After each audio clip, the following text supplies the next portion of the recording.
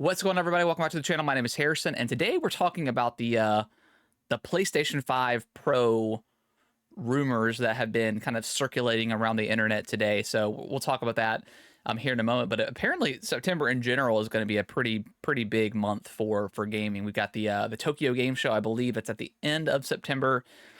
There's a lot of rumors, a lot of speculation, of course, grain of salt with all this stuff. But apparently, Switch 2 could be announced and shown off this month, which is insane.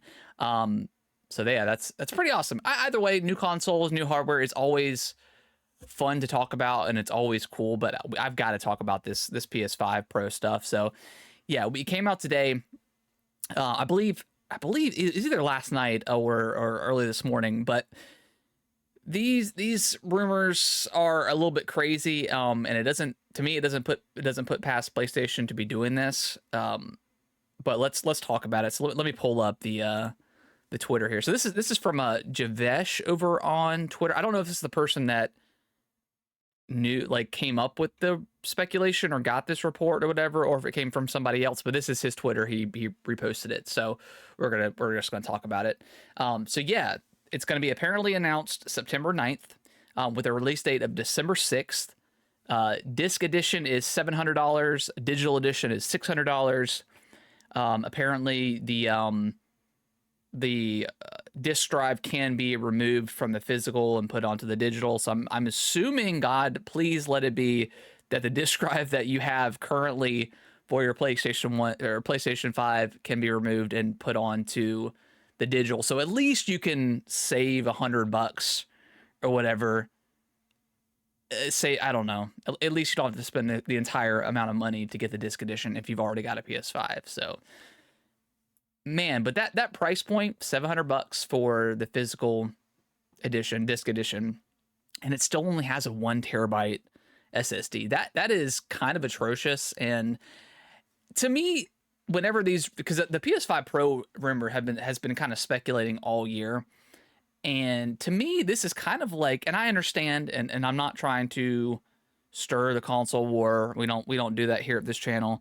I already know that the PS5 Pro is a pretty niche console, or hardware, and all that stuff is like, the PSVR 2, the Xbox One X, the PS4 Pro, all that stuff is very, very niche, and they don't typically sell super well compared to the other hardware on the market, which is totally fine. It's for those people that maybe bought the PS5 Pro day one and they just want some sort of upgrade.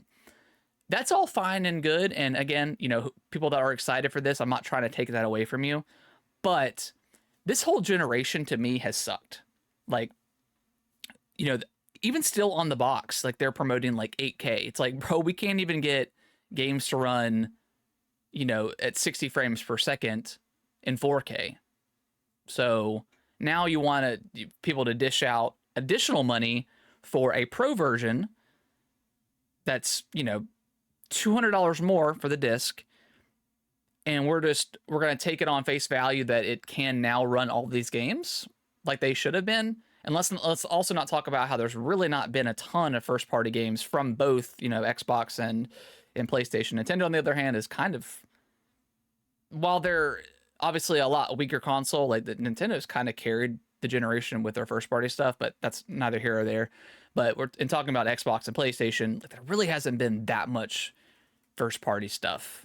Like Spider-Man 2, Returnal, Ratchet and Clank, God of War was cross-gen, Helldivers 2, something that could easily run on is it on the PS4? I'm not even 100% sure. So this whole generation has felt like a huge letdown, kind of an extremely mid generation.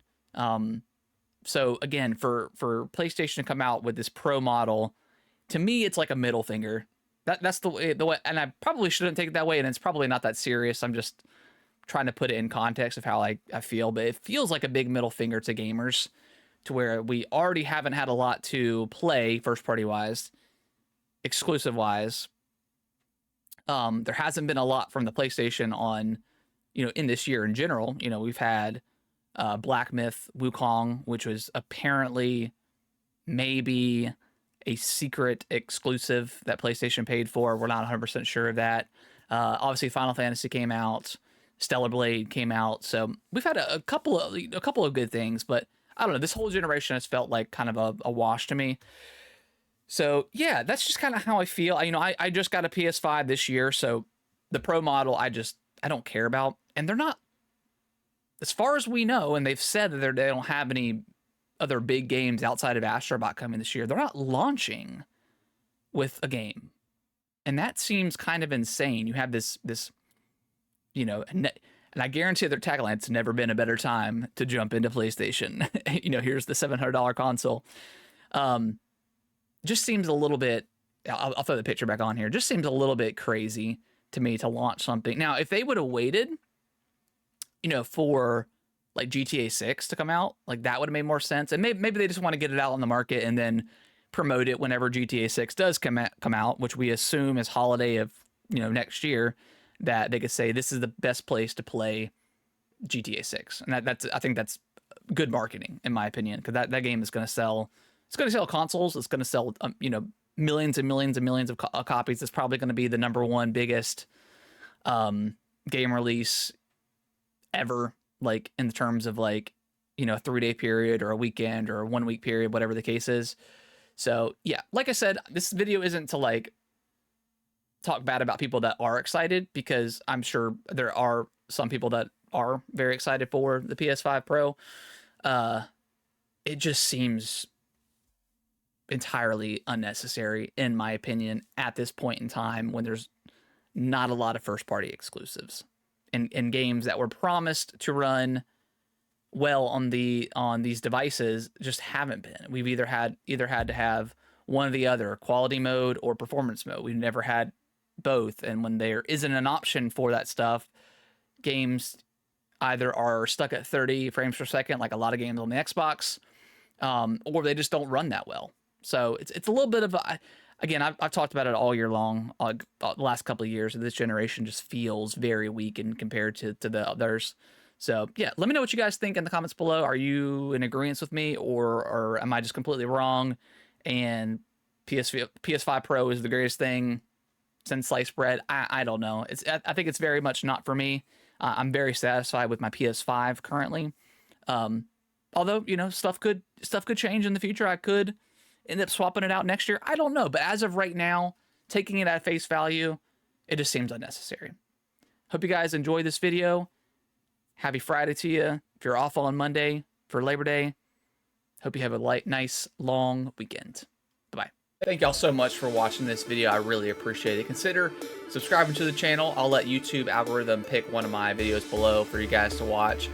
Give it a click, and I hope you enjoy, and I will see you in the next video.